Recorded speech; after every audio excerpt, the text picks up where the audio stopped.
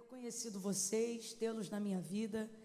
Quero render graças ao Senhor pela vida do pastor Alexandre, pastora Lili, por todo esse ministério, desde os irmãos que trabalham com a gente aí no interno, né, nos bastidores. Jailson, você está aí, Jailson, em algum lugar? Quando eu falo de interno, já lembro do Jailson. Lembro desse irmão aí que está dizendo saiu. Eles cuidam da gente com tanto carinho, dão para a gente uma liberdade que deixa a gente à vontade, né? Eu cheguei, todas as vezes que eu preciso ministrar aqui à tarde, eu sempre me estico, né? Eu me estico para conseguir fazer isso. Pessoal aqui que é da igreja, desde a época que era da igreja pequenininha, tem alguém aqui que é desde aquela época? Esse pessoal já me viu pregar sem banho várias vezes. Várias vezes. Já me viu pregar com a mesma roupa que eu cheguei no aeroporto, várias vezes, e quis me abraçar no final do culto do mesmo jeito, várias vezes. Quantas vezes de lá eu saía e eu dizia, ô irmão, eu estou suado, não chegue não, e dizia, não venha, é suor, é unção, eu dizia, não, irmão, é suor e fede.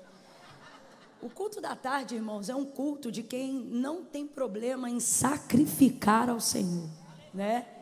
E eu já recebi muitas vitórias aqui. E hoje, na hora que eu estava entrando aqui na pressa, né?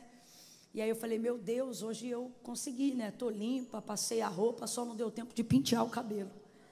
Então eu amarrei e cheguei. E aí o pastor, ele diz assim, viu que eu sentei, está cansada? Dessa vez eu não tive coragem nem de profetizar. Eu disse, estou. Mas é impressionante como esse lugar é um lugar de renovo. Como eu me sinto em paz, como nós estamos aqui em estado de graça. Olha para o teu irmão e diga assim para ele, você está em estado de graça. Essa paz que excede todo o entendimento, há sobre nós uma graça, uma unção aqui.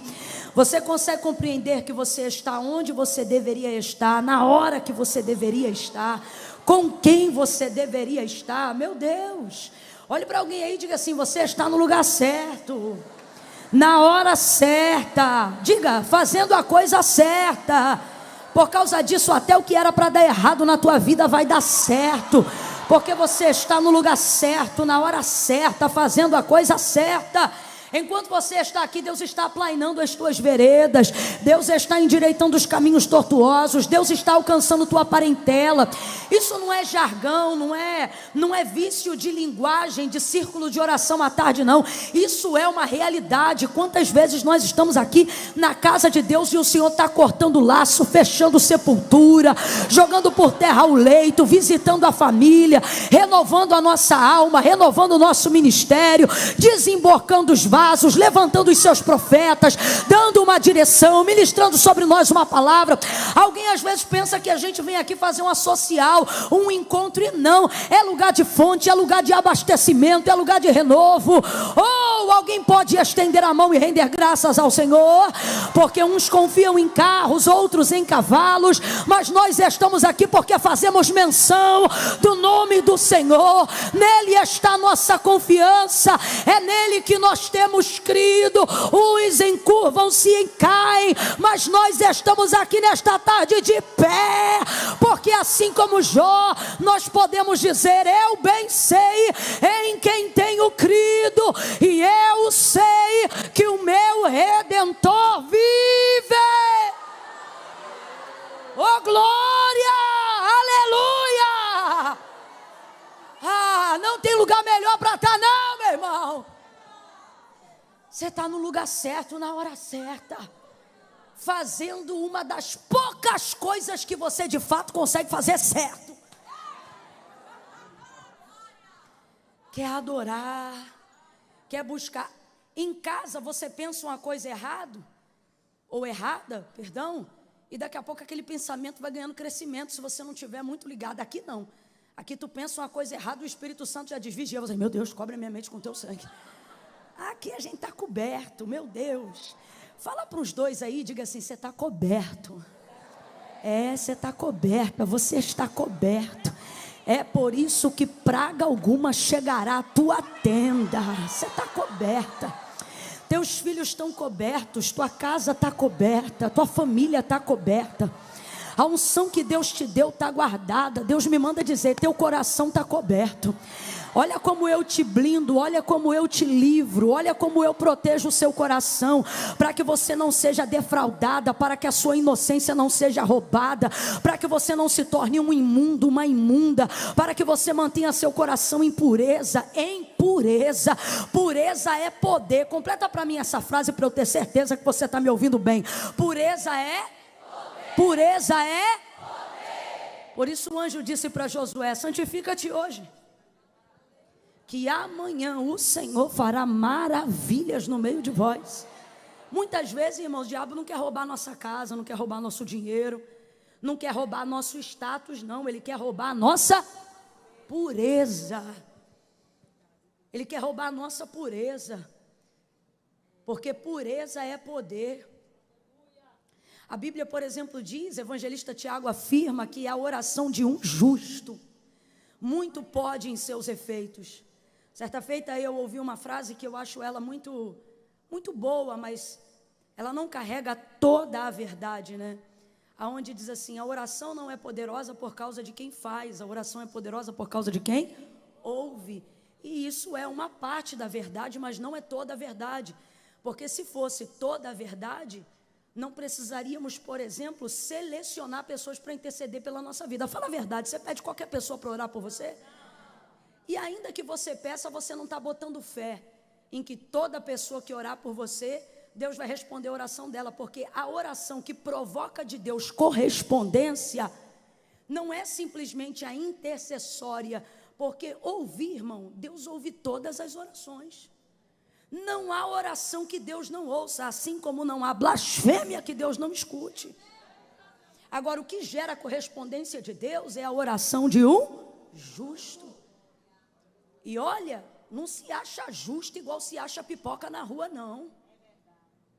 Quando o Senhor, ele estava conversando sobre aquilo que ele iria fazer com Sodoma e Gomorra no quintal de Abraão, Abraão vai ouvindo e vai tentando ali proteger seu sobrinho Ló, que estava nas Campinas, que viveriam a destruição que o Senhor estava dando ordem aos anjos para fazer.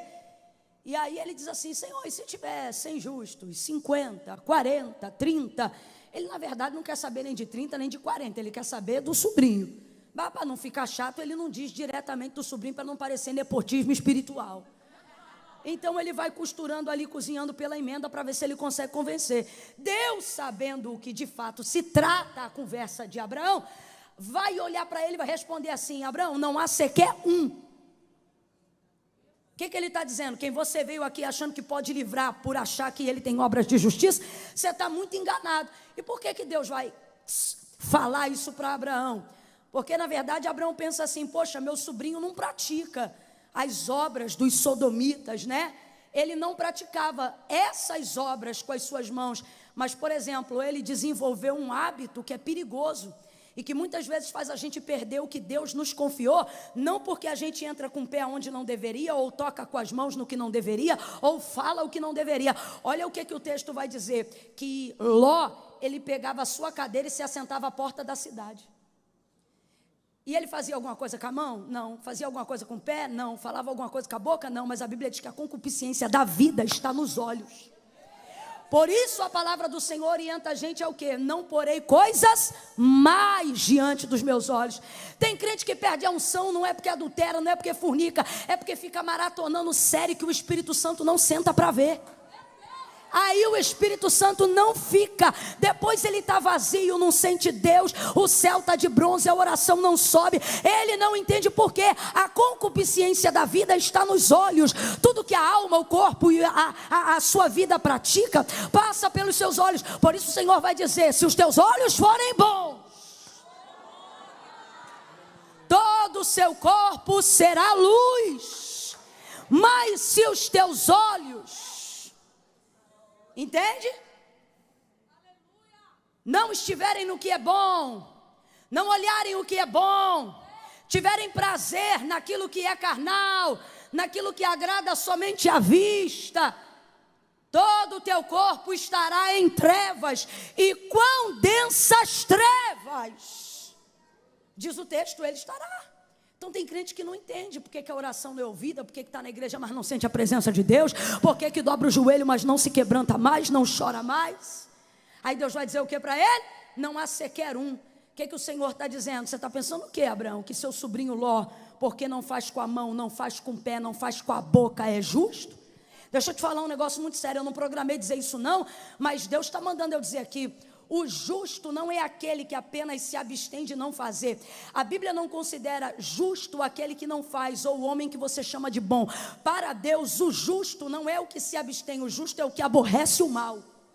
Quem é para Deus o justo? O justo não é só aquele que não faz, mas é aquele que confronta quem faz.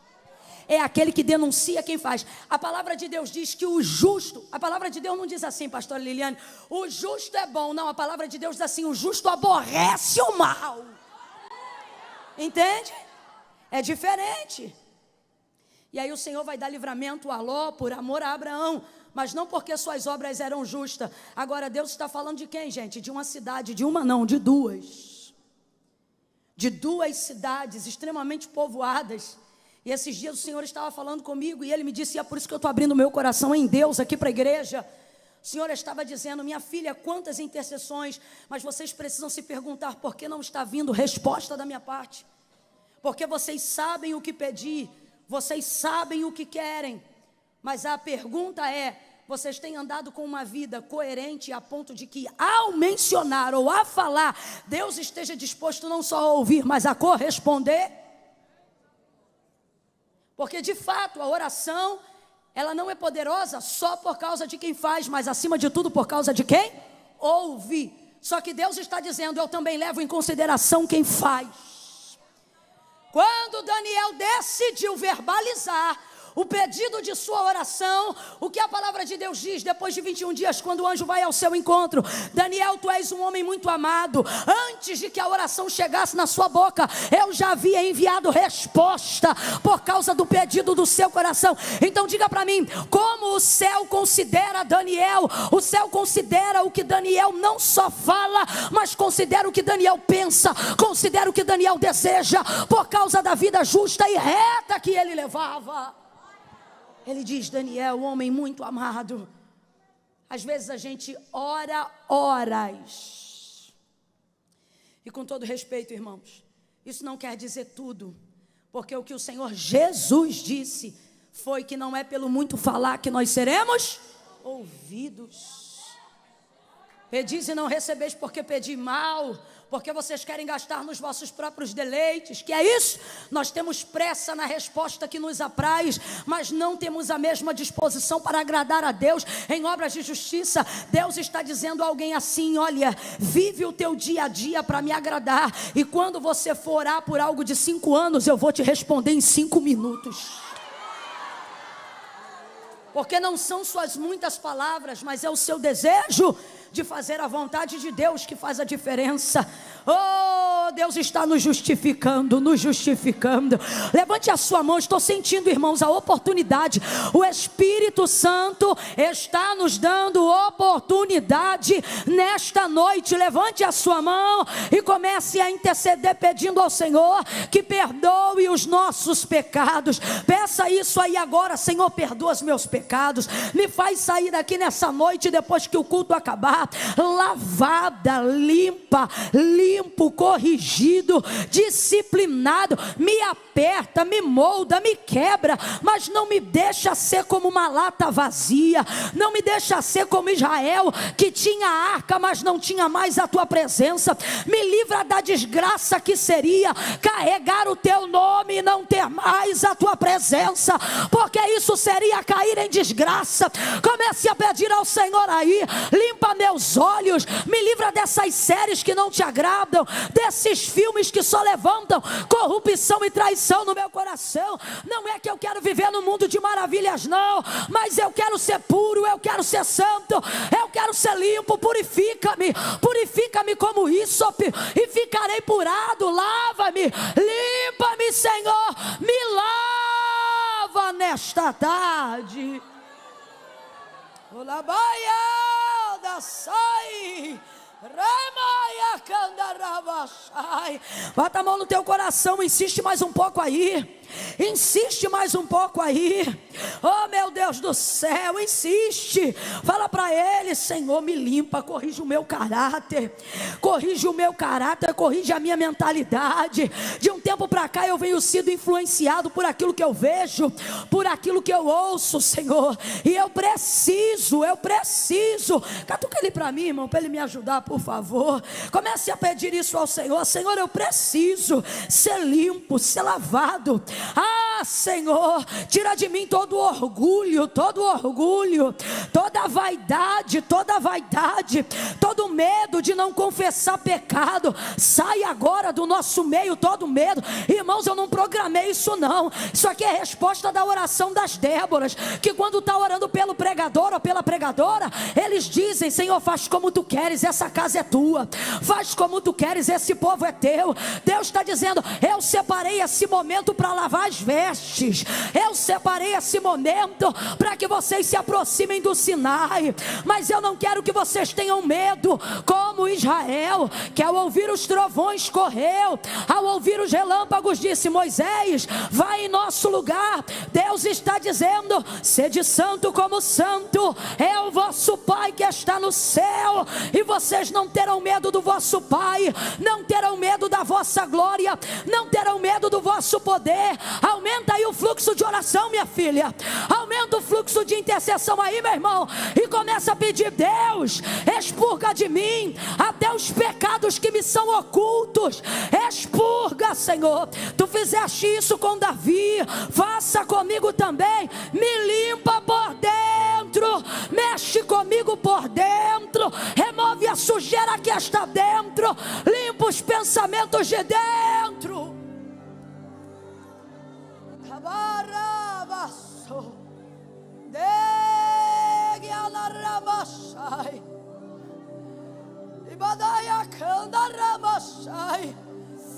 Ah, como Naamã, se tivermos que mergulhar no Jordão, nos dá disposição. Espírito Santo, nos dá a subordinação que precisamos ter. Queremos nos subordinar ao que a tua palavra diz e não ao que pensamos, ao que a tua palavra diz e não o que achamos, ao que a tua palavra diz e não ao que nós pensamos. Tira de nós o orgulho, tira de nós a ideia de que já somos sábios aos nossos próprios olhos, de que já nos conhecemos aos nossos próprios olhos, porque esse é o mais tolo de todos. Toca na tua mente, eu estou sentindo Deus trabalhando aqui, minha gente. Toca na tua cabeça e agora, e diga: Deus, limpa minha mente, limpa minha mente, corta todo o embaraço bota a mão na tua cabeça. Eu estou te dando uma palavra de ordem profética. Receba para prosperar sobre esta palavra. Diga a Deus: a minha mente, a minha cabeça, lombo frontal, cognitivo, consciência, vai limpando. Deus, limpa a minha mente, limpa a minha mente, renova a minha mente. Não vos conformeis com este mundo, mas transformai-vos, transformai-vos, transformai-vos, transformai-vos, transformai-vos pela renovação do vosso entendimento. Olha como o Senhor te renova na mente. Olha como você vai ler a Bíblia e não vai entender do mesmo jeito. Olha como o Senhor amplia o teu entendimento. Olha como o Senhor te renova. Renova na mente, renova na consciência. Todo esquecimento, todo Alzheimer, toda apatia, toda letargia, cansaço mental, cansaço emocional, nós te damos uma ordem: sai agora, agora mesmo, saia, agora mesmo, saia daqui, saia da vida dele, saia da vida dela, em nome de Jesus. Rebadaço. Quem crê, diga comigo: sai. Tá fraco, diga: sai. Isso, em nome de Jesus. Em nome de Jesus.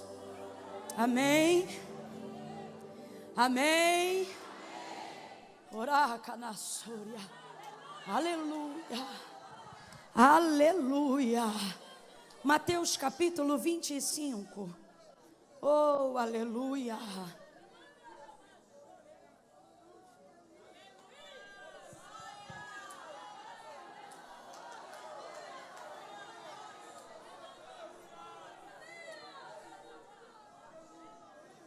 Aleluia. Aleluia. Oh, glória. Oh, glória. Há uma unção aqui. Uma unção nova. Uma porção para hoje. Para hoje. Uma porção para hoje. Meu Deus. Oh, aleluia, aleluia, aleluia. Mateus capítulo de número 25. Quem achou, diga amém. Ah, Senhor, como é bom sentir a tua presença. Oh, aleluia.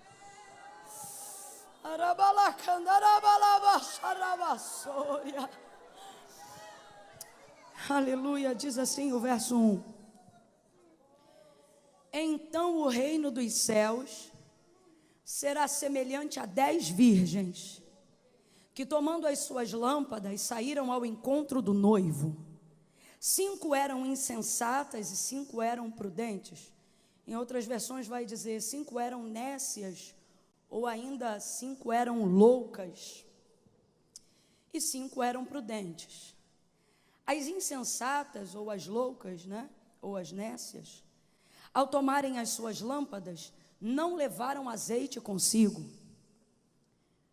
Mas as prudentes levaram azeite em suas vasilhas com as suas lâmpadas. E demorando o noivo, todas elas acabaram cochilando. Quantas cochilaram? Todas. Todas elas acabaram cochilando e dormindo. Mas à meia-noite ouviu-se um grito. Aí vem o noivo, sair ao seu encontro.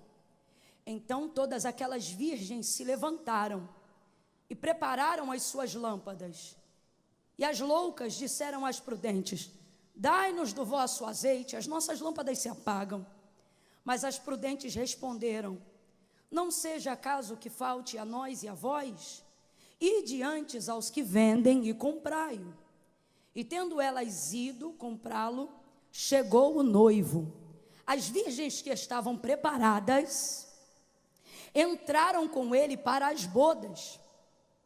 E fechou-se a porta. Mais tarde, diga comigo, mais tarde, chegaram também as outras virgens, dizendo, Senhor, Senhor, abre-nos a porta. Mas ele respondeu, em verdade vos digo que não vos conheço. Portanto, vigiai, porque não sabeis o dia e nem a hora em que o Filho do Homem há de vir. E você diga amém por essa palavra. Pergunta assim para sua irmã, trouxe azeite? Mãe, tem uma toalhinha dentro da minha bolsa, se a senhora puder pegar, por favor. Pergunte aí novamente, diga, trouxe azeite? Isso. Agora dê um susto nele ou nela e diga assim, mas trouxe na reserva?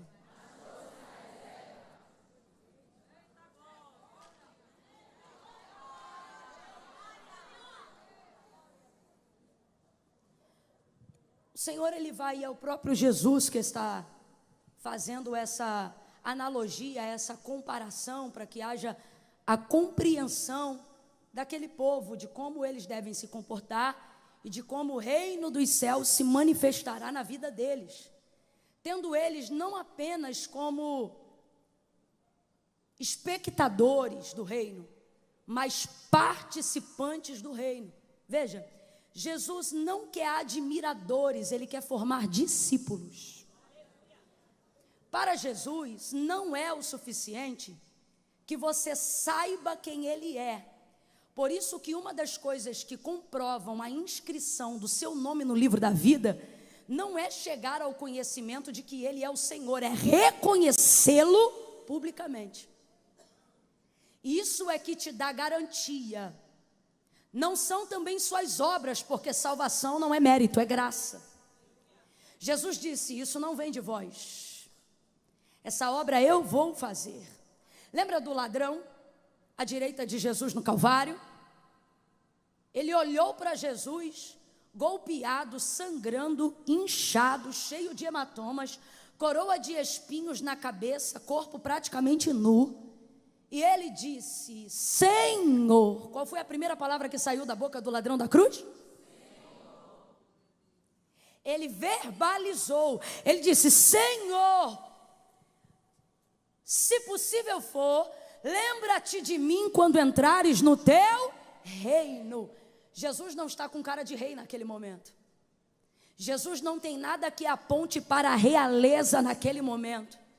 Nu, entre dois ladrões, vituperado pelo sistema, deixado pelos seus, desamparado até pelo seu pai, ainda que por um momento, por um instante, isso lhe feria tanto, o semblante era de tristeza e seu corpo completamente envolto em dor. Mas aquele ladrão conseguiu olhar para Jesus e ver nele a manifestação de Deus. E ele não só viu, como ele não guardou isso para ele, ele reconheceu, dizendo: Senhor. Então vou perguntar de novo, qual é a primeira palavra que sai da boca daquele ladrão? Senhor. Quando ele faz isso, o que ele está fazendo, Camila? Ele está reconhecendo publicamente Jesus como Senhor. Você vai ver que o S desse momento não é minúsculo em forma de respeito, é maiúsculo em forma de divindade. Dizendo: eu reconheço o que tu dizes, que tu és quem tu dizes ser. Senhor, se possível for, lembra de mim quando entrares no teu reino. Aí Jesus vai responder para ele: ainda hoje. Aleluia. Veja, esse homem se tornou participante do reino na hora. Na hora, gente, a 1 milésimo de segundos antes de pronunciar essa palavra, ele era réu do inferno, condenado à eternidade no fogo, aonde o verme não morre, diz Apocalipse, e o fogo não apaga, ranger de dentes, terror e pavor. A 1 milésimo de segundos, ele estava fadado a esta eternidade desgraçada para sempre, mas por causa de uma palavra, qual? Quando a primeira palavra que sai de sua boca é Senhor, qual é a primeira palavra que sai da boca de Jesus em direção a ele? Filho. Olha isso. Quando ele reconhece o senhorio de Cristo, Jesus manifesta a paternidade de Deus sobre ele. Quando, Camila? Depois de 1 ano de discipulado? Não. Quando, Camila? Depois de ter descido as águas batismais? Não. Quando, Camila? Depois de ter ouvido o sermão do monte das bem-aventuranças? Também não. Não que ele não quisesse viver, não que isso não fosse importante, mas o que o Senhor está dizendo é: para a garantia de ser participante do meu reino, você já fez o suficiente, ainda hoje tu pode entrar. Ainda hoje. Primeira palavra de Jesus em direção a ele foi filho. Pode olhar depois. Filho, ainda hoje estarás comigo no paraíso. Então veja, é a nossa capacidade de reconhecer. Por que Jesus contava parábolas? Por que Jesus falava sobre coisas simples e trazia comparações, analogias, histórias simples? Porque ele queria que o povo não só compreendesse a eternidade ou admirasse a sua glória, o seu resplendor, mas ele não queria formar espectadores, ele queria torná-los participantes. É isso que você tem que entender quando você está num culto ou quando você está indo para o seu trabalho. Ele não quer apenas que você observe, ele não quer Nicodemos. Veja, lá em João 19, Nicodemos vai ser chamado de discípulo junto com José de Arimateia. Mas quando Nicodemos já reconhecia que Jesus era o Filho de Deus, porém ele não trazia isso a público porque temia ser extirpado da sinagoga, porque em João 9 já havia sido declarado que todo aquele que confessasse, ou seja, não era saber, o problema era confessar, entende? Quando você sabe, você guarda para você. Quando você confessa, você mostra para o povo que você é participante daquilo, que você não é apenas um espectador daquilo. Por que tem gente que não se posiciona? Porque sabe, acredita no que é verdade, sabe o que é verdade, diz que acredita na verdade, mas nunca se posiciona, porque sabe que se posicionar vai expor, e quem expõe Deixa de ser espectador e tornar-se a participante, seja da glória ou seja da prova. João 9 já havia dito: todos os líderes da sinagoga, quem disser que esse Jesus é o Cristo vai ser expulso. Agora olha para cá, quando vai chegando Nicodemos, o texto é claro, Nicodemos vê que ele é o Filho de Deus, mas ele não reconhece. Ele vai ter com Jesus durante a noite, no escuro, aonde ninguém podia ver. Aí quando ele está com Jesus, Jesus começa a conversar com ele, e Jesus buga a mente de Nicodemos. Nicodemos fica impactado, está diante dele. A Bíblia tem uma palavra que eu gosto muito, Paulo fala ela aos Romanos, quando ele diz assim: nada pode contra a verdade. Quando você é de verdade, alguém falar mal de você porque ouviu alguém que essa pessoa conhecia falar mal de você, mas essa própria pessoa que falou mal de você não te conhecia pessoalmente, se foi mentira que falaram de você quando você não estava, por mais que o coração dessa pessoa esteja fechado para você, se você vive na verdade e é um crente, quando você estiver diante dela, ela fica constrangida, mesmo sem saber mesmo sem você saber que ela fala mal de você. Ela fica desmontada. Eu já vi isso acontecer diante dos meus olhos, não comigo, mas com pessoas que eu conheço, de gente que meteu um malho. Porque fulano. Quando chegou na frente de fulano, só faltou perguntar qual era a cor da graxa que queria escolher para ele limpar o sapato. Você quer marrom ou você quer preta? Porque não resistia o peso da verdade que estava na vida da pessoa. Paulo vai dizer: porque nada pode contra a verdade. Então Nicodemos sabe que não é falácia quando ele está tete a tete, frente a frente com a verdade, a maior verdade do mundo. A maior verdade do mundo é a maior verdade do mundo. Não é porque ela é uma história, a maior verdade do mundo é a maior verdade do mundo porque ela é uma pessoa. A verdade que liberta a tua vida não é uma mensagem, é uma pessoa. A verdade que mudou a tua história não é uma pregação, é uma pessoa. Por isso que João, diferente dos outros, não vai dizer nada relacionado nem a Maria nem a José na biografia de Cristo. Ele começa já dizendo: no princípio era o verbo estava com Deus e o verbo era Deus. O que ele está dizendo? Jesus é a palavra e a palavra é a verdade. Quem estava com ele estava com a própria palavra. Por isso ele mesmo disse acerca de si próprio: conhecereis a verdade e a verdade vos libertará.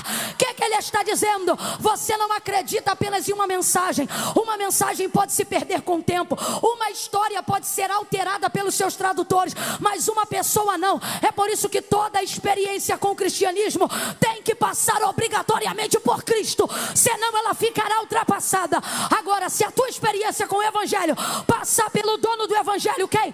Cristo, ainda que te tragam outro evangelho, nada vai arrancar a verdade da experiência que você viveu com Cristo. Quem está entendendo isso, levante a mão. Se você já teve um encontro com Ele, reaja e glorifique-o nesta tarde. Aí quando Nicodemos está conversando com ele, por causa de tudo isso que falamos aqui, ele não tem condições de duvidar. A verdade, Cristo, é alguém que você pode até falar mal dele, até conhecê-lo. Depois que você conhece ele, a experiência que você vive com ele é mais forte do que qualquer mentira que tenham te contado, ou do que qualquer dúvida que você tenha sentido. Você pode sair até sem saber explicar o que sentiu, mas você não tem como dizer que o que você sentiu não foi algo sobrenatural. Eu me lembro de 2 soldados que foram enviados por Roma para prenderem Jesus num dia que ele estava pregando na sinagoga. Foram 2. Quantos soldados? 2. Só que eles pensaram: não vamos fazer escândalo porque ele é muito amado do povo. Espera o culto acabar. E para esperar o culto acabar, eles tiveram que ir. Só que Cristo é assim: você vem como espectador e termina como participante. Daquela palavra que ele estava ministrando na sinagoga, o texto diz que os homens não conseguiram pegar ele. Quem tinha força para pegar ele? Acabou a força. Gente, acabou a força. Nada pode contra a verdade. Cristo é a verdade. Agora está Nicodemos diante dele, vendo a verdade. E ele sabe que Jesus é o Filho de Deus. Só que ele tem medo de confessar. Então você vai ver que no encontro de Nicodemos com Jesus, ele já sabe que Jesus é o Filho de Deus, mas enquanto não reconhece, nem João, nem Mateus, nem Marcos chama ele de discípulo. Porque enquanto você não manifesta o reino, você é espectador. E para espectador, o único lugar dele no reino é do lado de fora, olhando. Você vê os outros sendo abençoados, mas não é. Vê os outros contando testemunho, mas não conta. Vê os outros intercedendo, mas não intercede. Vê os outros orando, mas não ora. Vê os outros crendo, mas não crê. Diz que Deus faz, mas tem que contar a história do que Ele fez na vida do outro. Porque desde que tu é espectador, você só fala o que Deus faz na vida de quem está dentro. Agora, depois que ele vai lá, com o documento, reconhecendo quem é Cristo diante de Pilatos, ou seja, ele pede documento para o sistema, para poder ter autorização de tirar o corpo de Cristo do madeiro. Ah, meu irmão, aí João estava no Calvário, capítulo 19. Aí quando ele vê aquilo, ele diz... Aí nesse dia ele não escreve Nicodemos, príncipe, e Nicodemos, rabino, não, e Nicodemos, mestre, ele diz, e Nicodemos, discípulo do Senhor. Oh glória, eu estou sentindo uma graça de Deus tão grande. Me ajuda a compartilhar dessa unção com o teu irmão. Pega na mão de quem está do teu lado aí agora. Se tiver suado, você aperta mais forte, que é para ele não ficar com frescura não. Aperta a mão dessa pessoa com carinho e diga para ela, vai entrar ou vai ficar do lado de fora? É espectador, é participante. Ei, quem é participante se posiciona, fala, reconhece, confessa, glorifica, se expressa, adora. Não deixe o final desta história terminar estando você como espectador, porque até o ladrão foi para o lado de dentro. Como ficaria o príncipe do lado de fora?